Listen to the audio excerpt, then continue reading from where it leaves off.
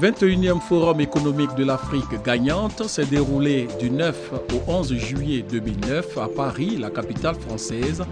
La cérémonie d'ouverture des travaux de cette édition 2009 de ce forum économique a eu lieu à l'hôtel Méridien, Étoile Porte-Maillot. Ce forum organisé par le CIMA, le Conseil international des managers africains, est un événement annuel qui permet aux opérateurs économiques et aux responsables des structures d'État de se rencontrer et de nouer des liens directs de partenariat dans les domaines touchant au NTIC, aux infrastructures, au tourisme, à la santé, aux mines et l'énergie, aux matières premières, au transport, à la construction et à l'environnement. Pour le président du CIMA, cette édition 2009 du Forum économique de l'Afrique gagnante sera l'occasion de revenir sur la contribution de la Côte d'Ivoire dans la création de ce Forum des managers africains. Le premier forum qu'on avait organisé à la Banque africaine de développement et qui a été ouvert par Siri Nyoleba, à l'époque ministre d'État. Quelques jours après le gala des managers africains, c'était le ministre d'État, Camille Ayayi, qui a présidé cette grande cérémonie avec tout le monde du gouvernement africain. Vous voyez, j'en parle comme si c'était aujourd'hui. Les noms me sont là parce que c'est l'histoire qui a marqué, mon cher ami.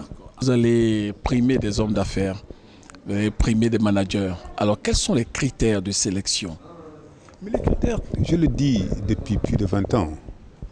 En fait, nous nous réunissons 4 fois par année. Ce sont ces managers qui nous renvoient une note. Les managers de votre pays, comme des pays environnants, qui envoient une note 7 mois avant pour dire que telle personne, par ce qu'il réalise, il faudrait que nous ayons des informations beaucoup plus précises pour le suivre, pour qu'on voit est-ce qu'il mérite d'intégrer le nouveau Cénacle des managers. Et par les résultats qu'il a acquis, par ce qu'il fait pour accompagner les pouvoirs publics dans son pays, qu'il soit dans le secteur public comme dans le secteur privé, après analyse, après concertation, nous nous rendons compte que si cet homme ou cette femme mérite d'être primé par les managers.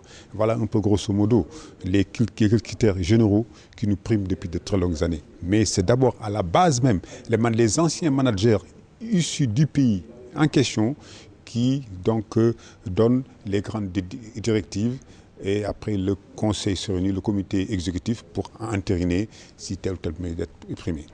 Au nombre des invités de marque de ce 21e forum, l'ambassadeur Georges Wounien. Que lui, plusieurs prix puissent être distribués sur tout le continent et même sur le plan international, que le continent puisse retrouver sa place au soleil. Parce que comme disait le président Houphouët, le soleil appartient à l'Afrique. Il faudrait que les Africains puissent vraiment s'en réjouir et en profiter. Au programme de ce forum, des communications scientifiques sur des thèmes d'actualité, l'harmonisation du droit des affaires en Afrique, la coopération entre collectivités locales en Afrique, les fonds d'investissement pour le renforcement du secteur privé et les infrastructures économiques comme priorité pour les managers africains. Nous avons naturellement, entre autres pour la Guinée, beaucoup de choses sur le plan économique, des ressources naturelles très importantes entre autres. Maintenant, il faut que notre niveau intellectuel s'associe à notre âme et à notre conscience et qu'on décide de développer notre pays et notre continent de façon plus générale. C'est là où pêche notre problème. Et les Européens, les pays développés, aujourd'hui la Chine, l'Inde, viennent nous voir, nous font un peu de charité et utilisent notre niveau intellectuel non plus pour servir nos nations, mais pour desservir nos populations. Et là, il y a un vrai problème. J'ai été nominé l'année passée en tant que meilleur manager de mon pays. C'est pour cela que je suis venu rehausser de ma présence à ce forum qui est très important de l'Afrique gagnant-gagnant. Est-ce que selon vous, l'Afrique peut vraiment se développer ? Sur genre de ces forums, vraiment on a l'espoir, puisque les échanges qu'on a entre l'Afrique Sud-Sud, on est trop sûr qu'on va y aller, puisque déjà on tisse des relations entre nous et il y a des projets bancables que nous discutons avec certains managers africains. Alors selon vous, en tant qu'opérateur économique, quelles sont les valeurs que les chefs d'entreprise en Afrique doivent cultiver pour qu'effectivement l'Afrique gagne ? La première des choses, moi, qui me semble primordiale, c'est d'abord l'entente et l'entraide entre les acteurs économiques de la sous-région. De par nature, je le dis souvent à mes interlocuteurs, il faut que nous apprenions à casser les barrières, les frontières qui ont été tracées, qui ne sont d'ailleurs pas des frontières réelles, qui sont des frontières tracées par l'histoire. Il faut que nous apprenions à travailler ensemble. Lorsque vous prenez un opérateur américain qui se déplace du Texas pour aller à l'autre bout des États-Unis et faire 5 ou 6 heures d'avion, il ne se pose pas la question dans quel espace il évolue. Il évolue dans un espace qui est le sien, qui s'appelle les États-Unis d'Amérique. Nous devons, nous aussi, opérateurs africains, ne pas avoir peur de venir, pour un Guinéen, venir investir en Côte d'Ivoire, pour un Ivoirien, de venir au Gabon et casser ces barrières psychiques, ces barrières physiques qui existent, il faut les casser et avoir une entraide, parce qu'on sera d'autant plus fort que lorsque vous venez, moi dans mon domaine du transport, je suis acheteur de camions.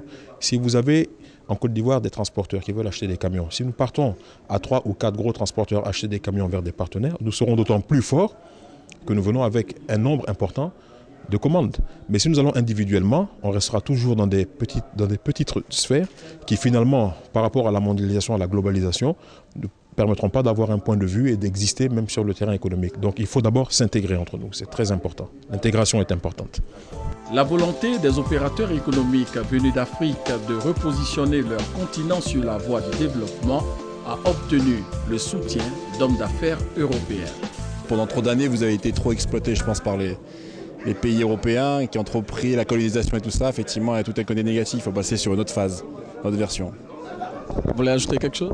Je suis tout à fait d'accord et je pense aussi qu'il faut agir avec un partenariat, fonctionner différemment.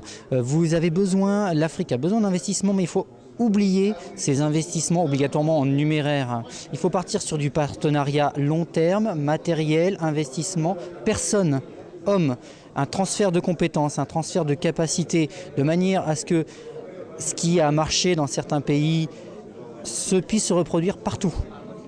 On est passé, l'Europe a vécu un stade de développement, il a appris par lui-même. Vous êtes dans un stade, l'Afrique est dans un stade où il doit se développer aussi et doit passer par des stades équivalents à ce que l'Europe a connu bien avant.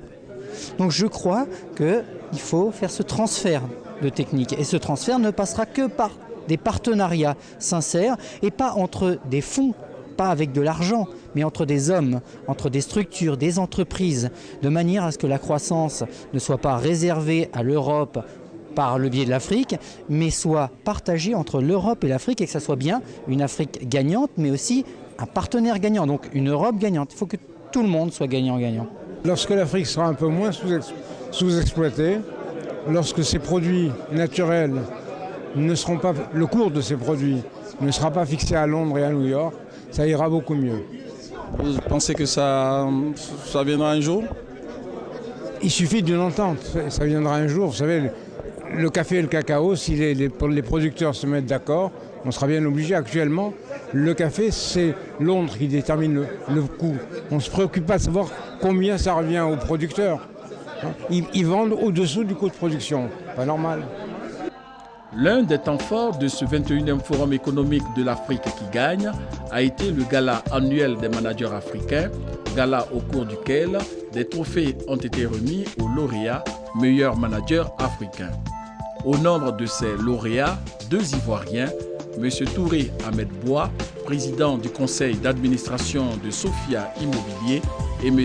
Keti Lanciné, directeur général de l'AGEF, l'agence de gestion foncière. Un extrait de son message. Ce prix est dédié à mon pays et surtout à un grand homme qui m'a permis à ce poste de travailler en toute liberté et en toute autonomie. C'est pourquoi, au-delà de la Côte d'Ivoire, je voudrais que ce prix soit aussi dédié à un grand homme, j'ai dit, à un homme qui est pour moi le symbole de l'Afrique qui gagne. Cet homme, c'est le président Laurent Gbagbo. Le jury du CIMA, le Conseil international des managers africains, a reconnu les efforts déployés par le directeur général de l'AGEF dans le cadre de ses activités en faveur du logement de la population ivoirienne. Touré Ahmed Bois, président du conseil d'administration de Sophia Immobilier, a été désigné lauréat de l'Oscar de l'excellence 2009 des managers africains. La voix qui vous parle vient de la Côte d'Ivoire.